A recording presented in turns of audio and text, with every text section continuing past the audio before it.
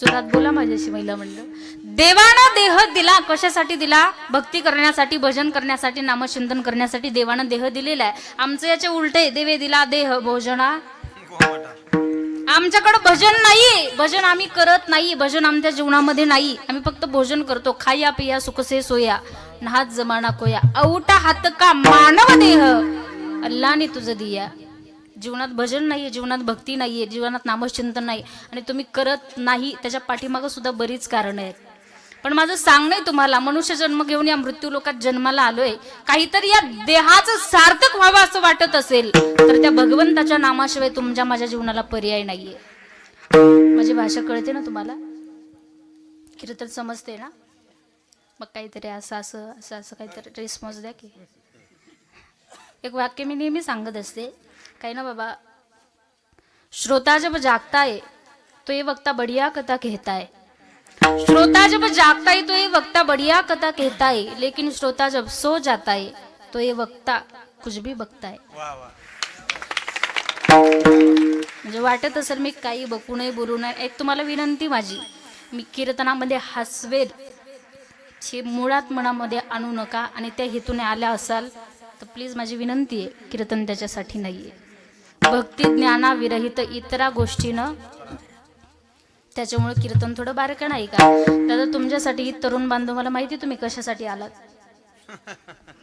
माहिती मला कशासाठी आला. तुमच्यासाठी मी शेवटचे 10 मिनिटं तुम्हाला देणार आहे. फक्त तोपर्यंत तुम्हाला चिंतन ऐकावं लागेल. जनाबाईंनी सांगितलं भगवंताचं नामचिंतन हे कशाच्या अगोदर करायचं. कुठलंही कार्य करा, कुठलंही काम करा, ते काम करण्याच्या अगोदर जर भगवंताचं नामचिंतन केलं तर ते काम, ते कार्य सफलतेकडे जातं. तुम्हा आम्हाला हा मनुष्य जन्म प्राप्त झाला नामचिंतन करण्यासाठी, भक्ती करण्यासाठी, म्हणून जीवनात नामचिंतन असावं.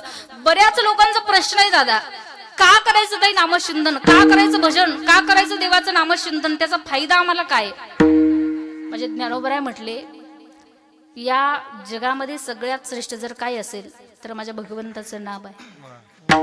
ज्ञान देव पुसे निवृत्तीशी गगनाहुनी वाढ नाम संकीर्तन साधन पै जळतील पापे जन्मांतरी. हाच भगवंताच्या नामाचा फायदा आहे. आपण केलेलं पाप, आपण केलेली वाईट कर्म ही भगवंताच्या नामानं जळून खाक होतात. म्हणून ते नामचिंतन जीवनात आपल्याला करायचंय.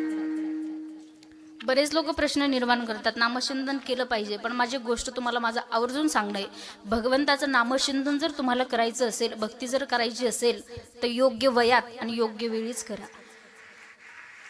नाहीतर बाबा म्हातारपणचा परमार्थ आहे घराला आग लागल्यानंतर विहीर खोदण्यासारखा. कारण म्हातारपणी आपली अवस्थाच अशी होते, नाक मुख गळू लागले लाळानी, कानों में पड़ गया ताला, आंखों में पड़ गया जाला,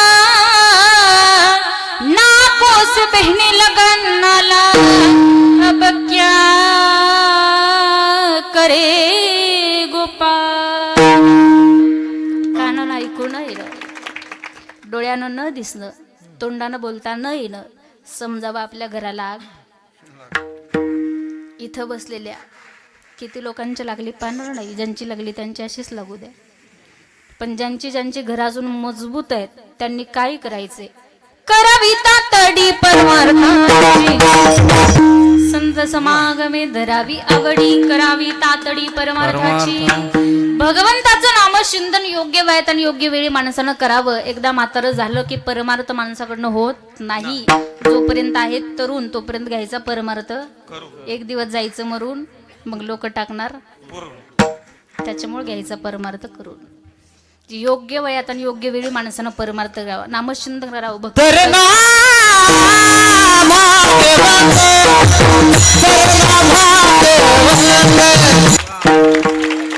तरणा भाग्यवंत नटे हरी कीर्तना. संतांनी सांगितलं परमार्थ कोणत्या वयात करायचा, तरुणपणात परमार्थ करायचा. आणि तरुणपणातच माणसाकडनं परमार्थ होतो. एकदा का म्हातारं झालं माणूस परमार्थ करू शकत नाही, माणूस भजन करू शकत नाही, माणूस भक्ती करू शकत नाही. बरेच म्हातारी बाबा इथं बसलेले आहेत, त्यांनी आता त्यांच्या तरुणपणामध्ये नामचिंतन केलं असेल का नसेल मला माहिती नाही, पण बाबा या वयात परमार्थ होतो का? नाही होत. त्याच्यामुळे तरुणपणात परमार्थ करायचा. आमच्या गावातले बरेच लोक मला विचारतात, बरेच म्हणत असतात कीर्तनाला गावातून गाडी निघाली, मला म्हणतात ताई आज कुठे खेळ. लोक बोलताना काही असं बरोबर बोलत नाही ना. मला बरेच लोक म्हणतात शिवांजली लय लवकर परमार्थाला लागली तू, म्हणतात लय लवकर परमार्थाला लागली. मी त्यांना उत्तर देत असते, मी त्यांना सांगत असते तुम्ही पण याच वयात यावं यात,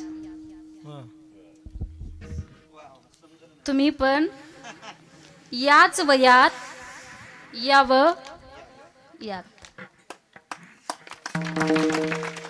समजलं का? समजलं? मराठी भाषेत जसं वळू तशी वळली जाते. तुम्ही पण याच वयात यावं.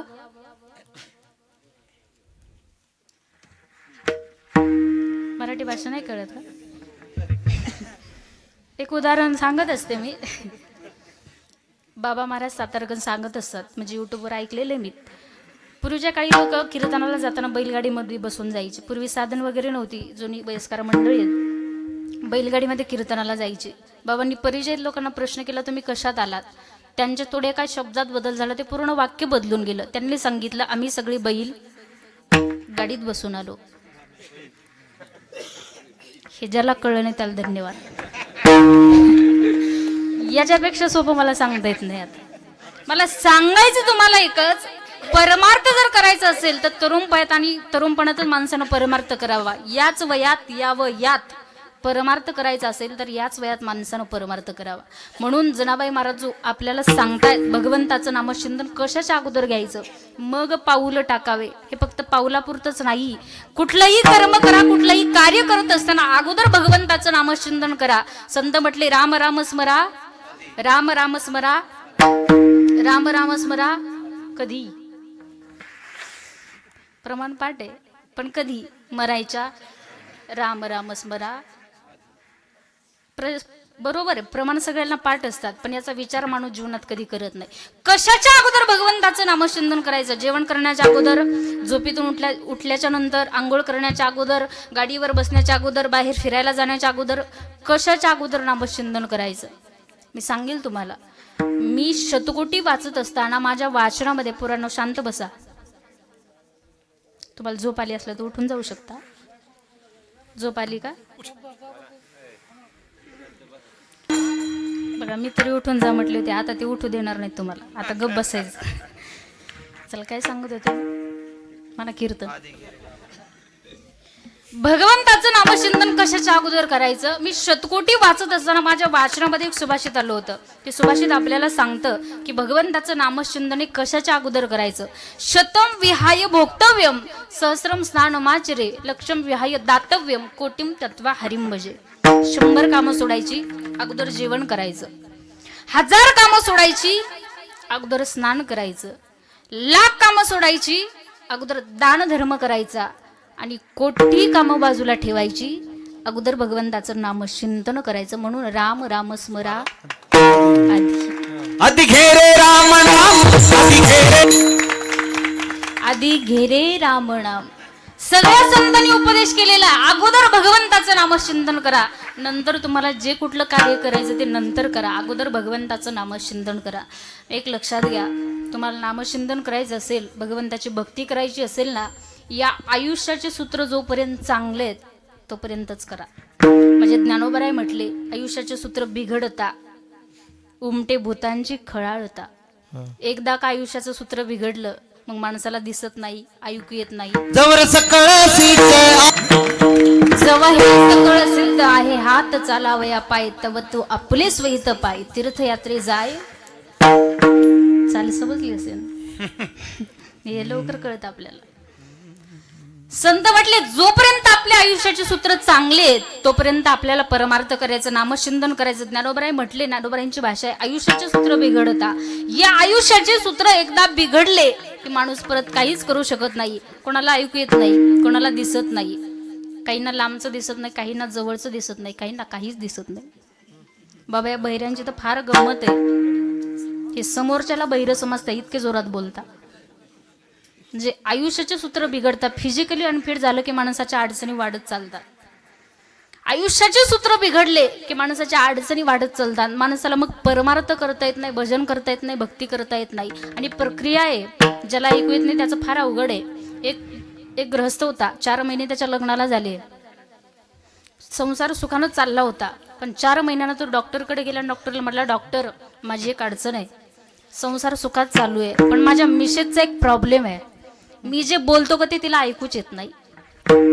डॉक्टर म्हणे तिला थंडी, ताप, सर्दी, खोकला काही असतं, गोळ्या देऊन नीट केलं असतं. तुझी बायको घरी, मी इथं. आता तिला किती फुटावरून ऐकू येत नाही हे मला कसं कळणार? तू एक काम कर, घरी जा आणि तिला किती फुटावरून ऐकू येत नाही हे चेक कर, मग आपण समजू टावर कुठं पाहिजे आणि रेंज कुठं नाही.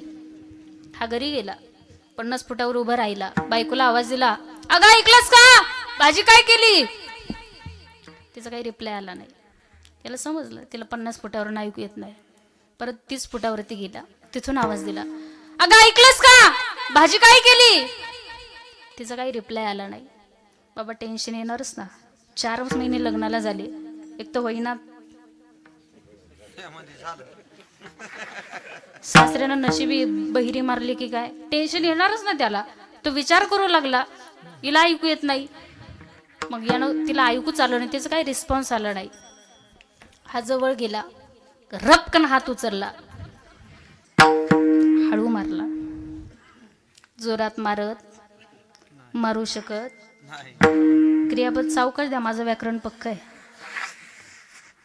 जोरात मारू शकत, मारतच नाही म्हणतात, नाही मारत. हात जवळ गेला, रपकन हात उचलला ना हळू मारला पाठीवरती. हा म्हणे, अगं भाजी काय केली, तुला किती वेळची विचार, तुम्ही भाजी काय केली? ही म्हणे, मी तुम्हाला 3दा सांगितलं वांग्याची भाजी केली.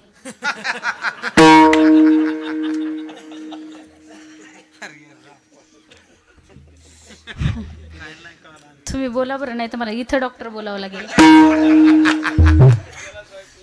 म्हणजे प्रॉब्लेम कोणाचा होता आणि हा डॉक्टरकडे कोणासाठी गेला?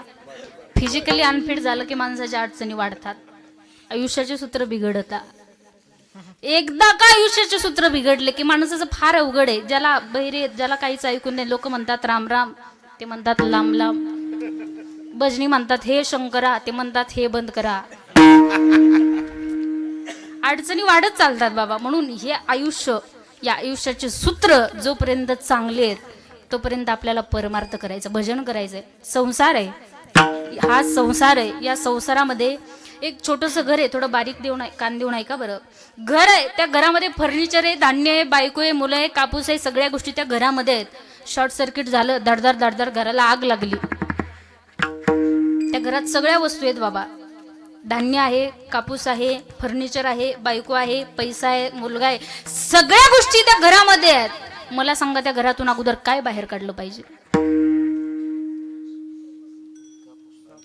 तुम्ही म्हणाल 10:30 वाजत आले, अगोदर तुला बाहेर काढलं पाहिजे.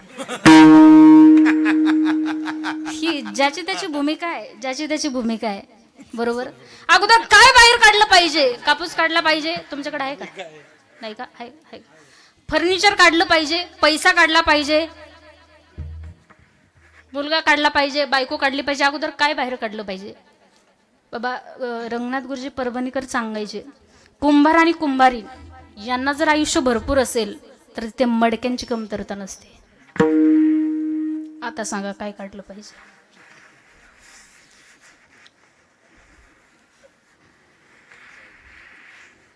काय काढलं पाहिजे?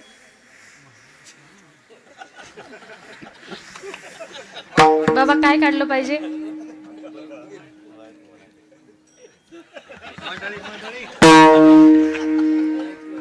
ऐकू येत नाही त्याला, ऐकू येत नाही का? आयुष्याचे सूत्र बिघड. आता काय काढलं पाहिजे अगोदर? बायको. बोला ना, लाजता का मग बायको म्हणायला? बरोबर, उत्तर बरोबर आहे तुमचं. बायको बाहेर काढली पाहिजे. आता ऐका, आता बारीक ऐका. हा संसार आहे, हा संसार आहे. या संसारामध्ये ही सगळ्या गोष्टी आहेत. पैसा आहे, धन आहे, संपत्ती आहे, इस्टेट आहे, प्रॉपर्टी आहे, बायको आहेत, मुलं आहेत, सगळ्या गोष्टी या संसारामध्ये. संसार रूपी हे घर आहे, या घरामध्ये सगळ्या गोष्टी आहेत. पण संत म्हटले त्यातली त्यात तुम्हाला रामाची निवड करायची, त्याला म्हणतात त्वरा करा. म्हणून संत म्हटले, हे शरीर जर एकदा गेलं, हे शरीर एकदा गेलं, हा देह संपला, तर या देहामध्ये एकमेव उरतो, त्या तत्वाचं नाव आहे विठ्ठल. म्हणून त्या विठ्ठलाचं नामचिंतन करायचं. देह नोहे मी हे सरे, उरला उरे विठ्ठल.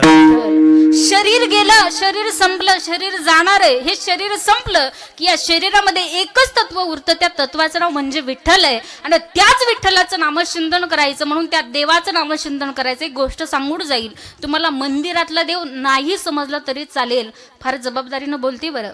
मंदिरातला देव नाही समजला तरी चालेल, पण प्रत्येकाच्या इथं एक देव आहे, अंतःकरणात एक देव आहे, त्या देवाला समजून घ्या. बाबा, आपली प्रक्रिया, आपण मंदिरामध्ये जातो, सकाळी स्नान केल्याच्या नंतर मंदिरामध्ये आपण जातो. कशासाठी जातो? देव झोपला की नाही उठला का बघायला. कशासाठी जातो? दर्शनाकरता जातो. प्रत्येकाची भूमिका आहे बरं. तिथं जातो, माझं तर हेच आहे, मंदिरामध्ये मी जाते, 4-5 सेकंदाला देवाच्या पाया पडते, देवाच्या चरणावर मस्तक ठेवते, 6व्या 7व्या 8व्या सेकंदाला उठून उभं राहते आणि देवाच्या समोर एक चूक करते. मी म्हणजे आपण सगळेच करतो. काय करतो आपण?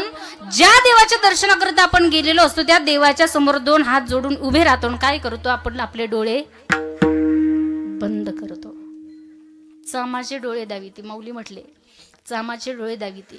ती भगवंताची मूर्ती आपल्याला सांगत असते, बाबा तुझ्या या चांबड्याच्या डोळ्यानं दगडातल्या मूर्तीला पाहिलं मी, इतका सुंदर आहे. तुझ्या या चांबड्याच्या डोळ्यानं दगडातल्या मूर्तीला पाहिलं की मी इतका सुंदर आहे. आता ते चांबड्याचे डोळे बंद कर आणि तुझ्या गुरुनं तुला जे ज्ञान दिलंय ते ज्ञानाचे डोळे उघड. तुझ्या अंतःकरणामध्ये मी एक देव म्हणून तो परमात्मा इतका सुंदर आहे, त्याचं ज्ञान तुला झालं पाहिजे. बाबा, आपल्या इथे एक सेन्स आहे, प्रत्येकाच्या इथे एक सेन्स आहे, आणि त्या सेन्सचं नाव आहे तैसा हृदयामध्ये मी असता सर्व सुखाचा, सर्व आघटी राम देहा देही एक. लोक म्हणतात, ताई जगात देव आहे, तुमच्यात देव आहे, माझ्यात देव आहे. आपल्या अज्ञानामुळे तो देव आपल्याला दिसत नाही. म्हणून संत म्हटले, देव नटला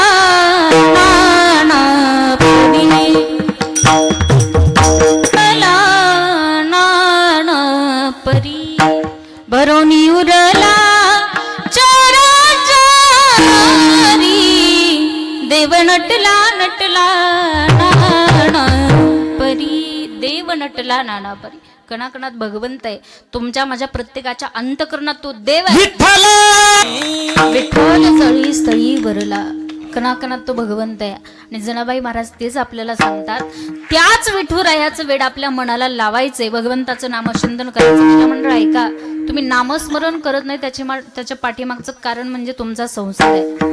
तुम्ही या संसाराच्या पाठीमागं लागले म्हणून तुम्ही नामचिंतन भजन करत नाही.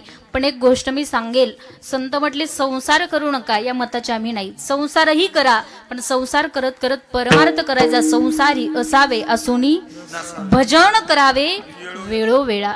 संसार करायचा पण असा करायचा, अलिप्त कमळ जळी जायची. दादा, कमळ पाण्यात राहतं, पण ते त्याला कधी त्याचा स्पर्श होऊ देत. तसंच संसारात असून नसल्यासारखं राहायचं. करू नका असं म्हटले नाही, करा, पण संसार माणसाला दुःख देणार आहे, सोडून जाणार आहे.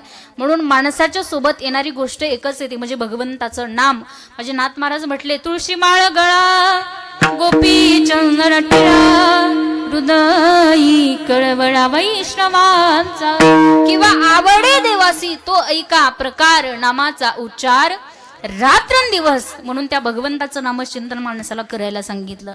नाम विठोबाचे घ्यावे आणि मग पाऊल टाकावे. माझ्या जनाबाई आपल्याला सांगतात, भगवंताचं नाम हे तारक आहे, माणसाला तारणार आहे.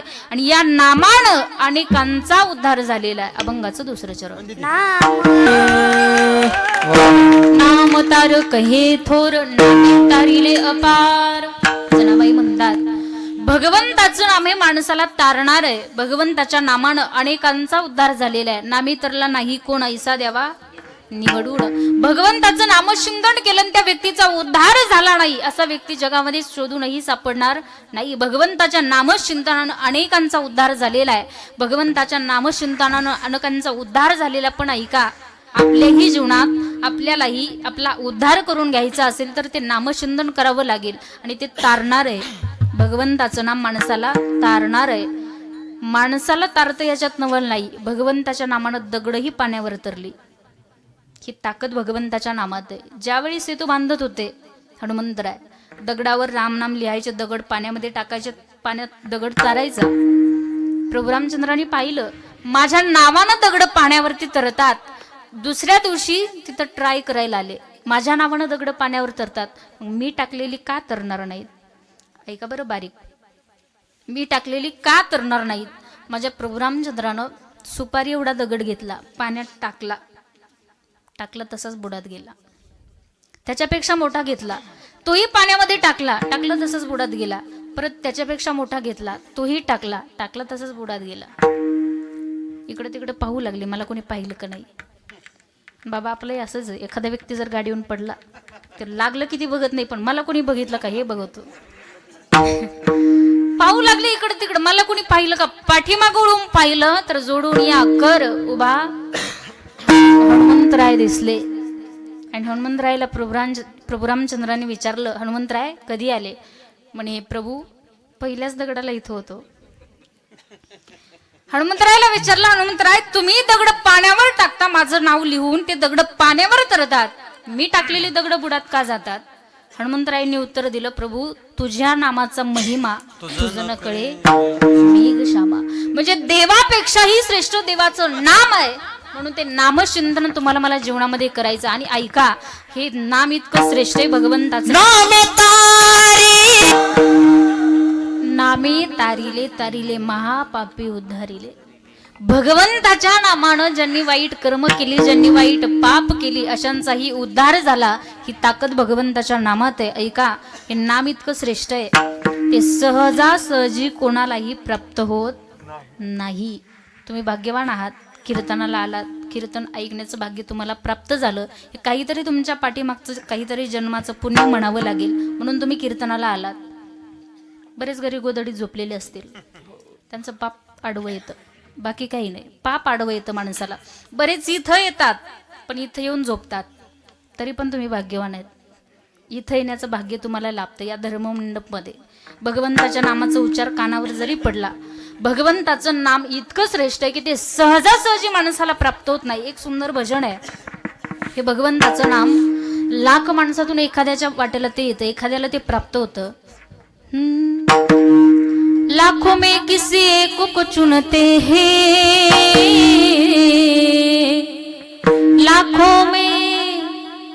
लाखों में किसी एक को चुनते हैं, अंदर की आवाज को सुनते हैं. लाखों में किसी एक को चुनते हैं, अंदर की आवाज को सुनते हैं. बस याद कर फिर याद कर, बस याद कर फिर याद कर, नयो जीवन बर्बाद कर, बीते दिन लौट आएंगे. राधे बोल श्याम आएंगे, आएंगे श्याम आएंगे. राधे राधे बोल श्याम आएंगे, आएंगे श्याम आएंगे. मेरा मेरे मुक्ति का परिवार मेरे घर में आएंगे घनश्याम. निकलेगा निकलेगा निकलेगा मेरे भक्ति का परिणाम. मेरे घर में आएंगे घनश्याम.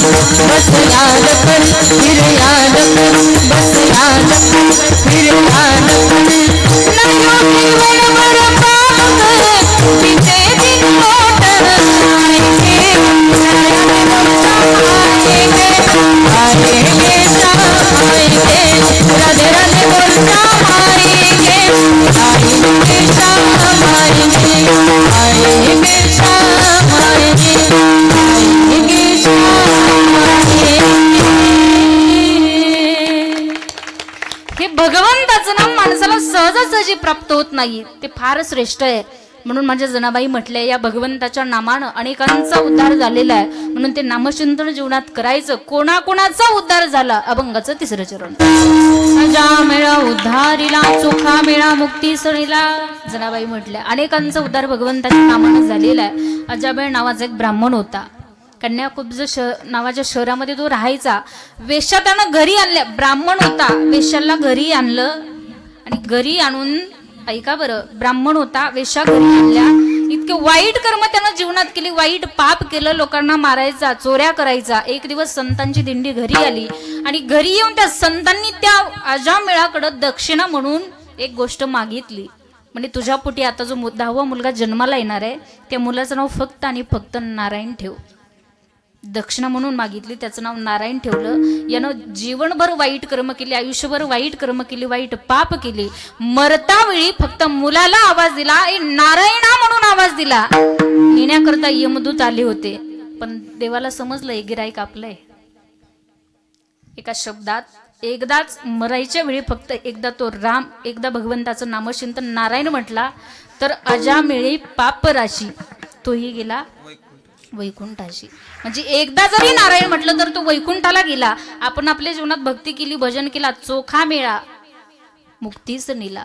जनाबाई म्हटल्या हे भगवंताचं नाम असं आहे, तुम्ही कधीही करा, याला वेळ काळ कुठली गोष्ट लागत नाही. काळ वेळ नाम उच्चारिता दोन्ही पक्ष पाही उद्धारत. म्हणून जनाबाई महाराज आपल्याला सांगतात की नाम दळणी कांडणी म्हणे नाम याची जणी. हे भगवंताचं नाम तुम्ही कोणतंही कार्य, कोणतंही काम करताना करा, त्याला कुठला काळ कुठली वेळ त्याला लागत नाही. ते कधीही केलं तरी चालतं.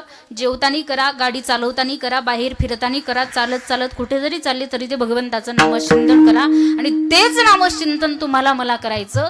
एकदा सगळ्यांनी प्रेमाने 2 हात वरती सगळे करा. ज्यांना ज्यांना देवाने 2 हात दिले ते करा पटकन. महिला मंडळ, तुम्हाला तुमच्या शेजाऱ्याची शपथ. उंच करा, उंच करा, उंच करा, वरती करा, सगळ्यांनी करा. माझ्यासोबत एक टाळी वाजवायची. वारकरी थांबा थांबा. वारकरी संप्रदायाच्या प्रेम नियमाप्रमाणे भजन होईल आणि सेवेला मी पूर्णविराम देणार आहे. फक्त शेवटचे 10 मिनिटं तुमचे घेणार आहे मी. त्याच्यामुळे माझ्यासोबत सगळ्यांनी एक टाळी वाजवायच्या सोबत. वा वा, कॅमेरावाले याचा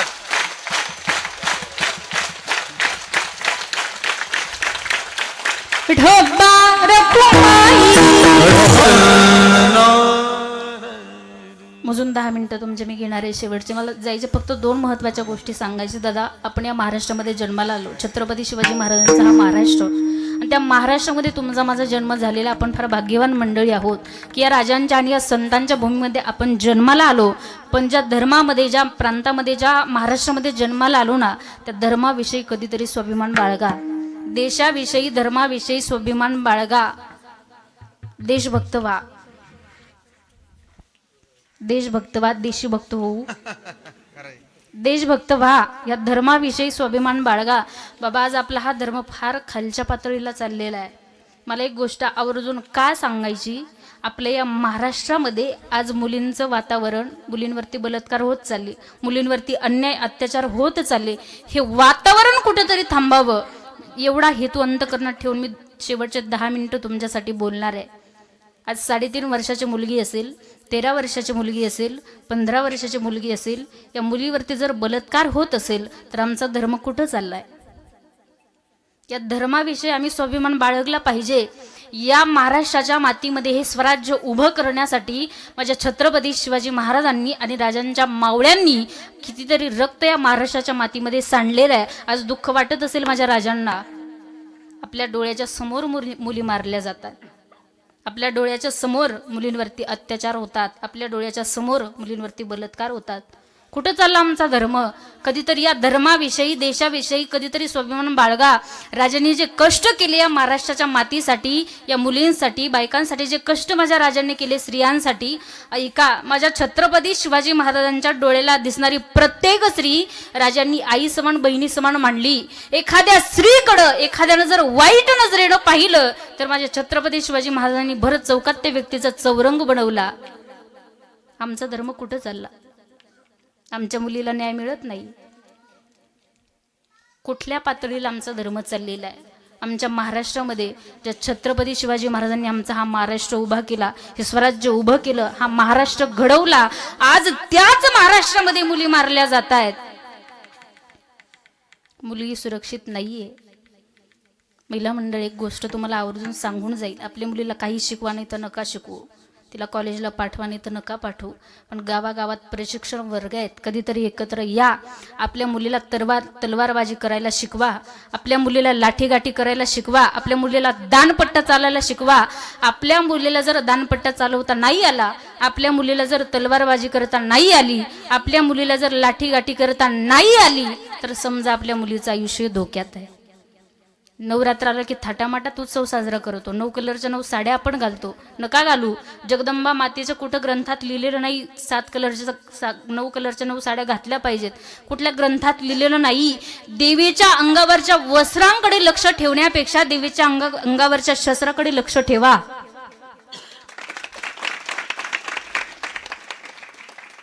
माझ्या जगदंबा मातेनं महिषासुरासोबत लढत असताना त्या एकट्या लढत होत्या.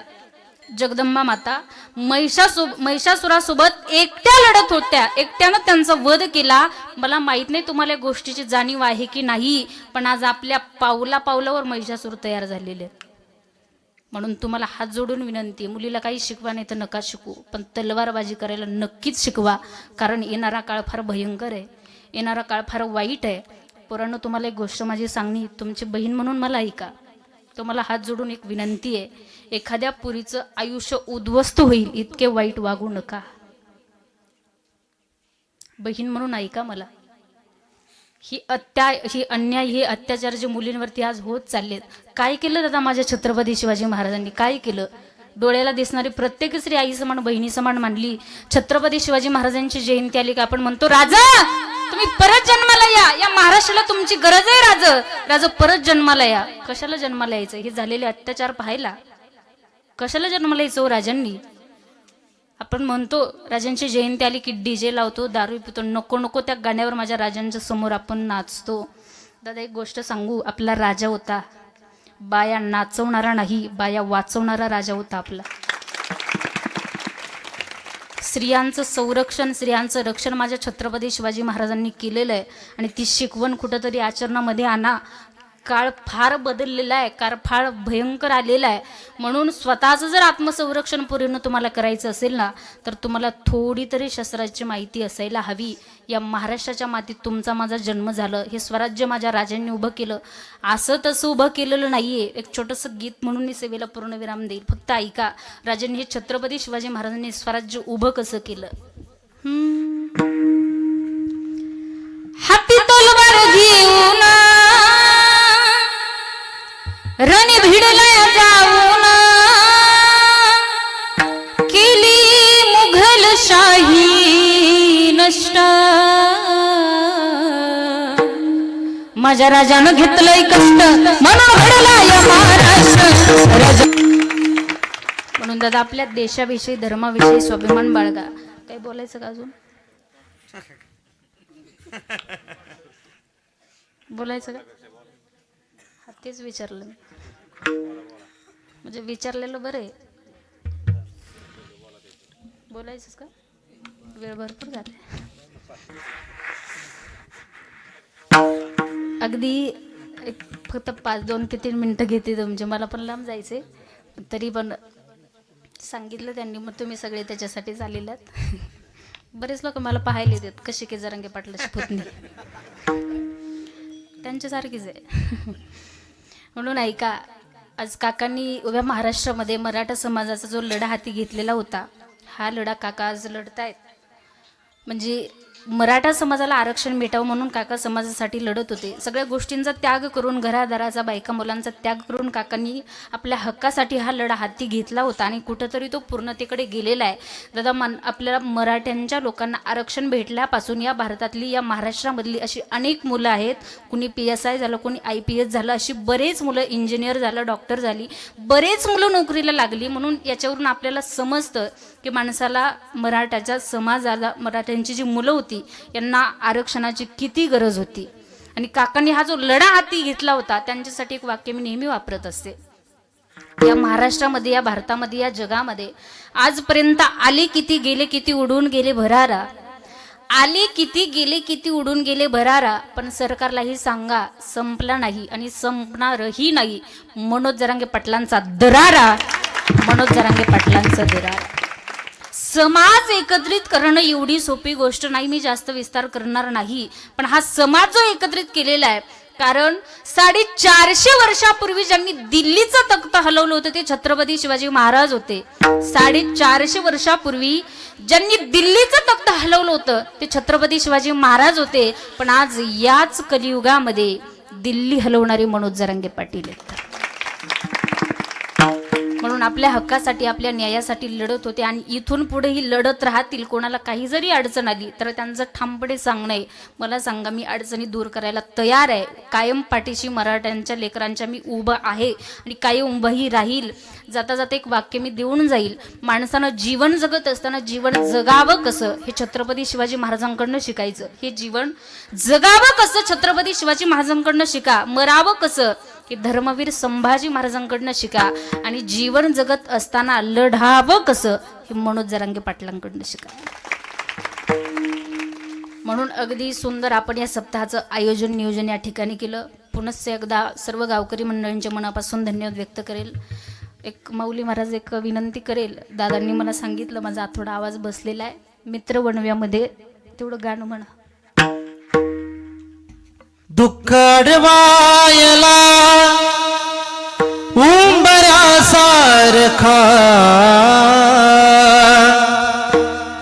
मित्र बनव्यामध्ये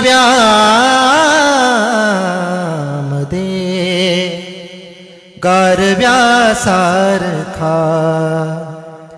वाट चुकणार नाही जीवनभर तुझी, वाट चुकणार नाही जीवनभर तुझी, वाट चुकणार नाही जीवनभर तुझी, वाट चुकणार नाही जीवनभर तुझी. मित्र कर,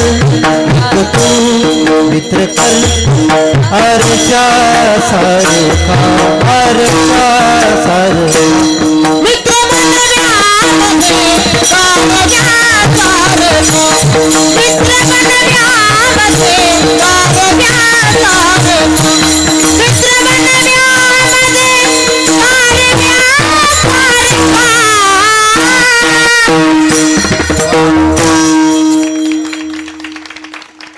झालेली सेवा पांडुरंग परमात्म्याच्या चरणी, हनुमंतरायांच्या चरणी सेवा समर्पित करते आणि सेवेला पूर्णविराम. ज्ञानेश्वर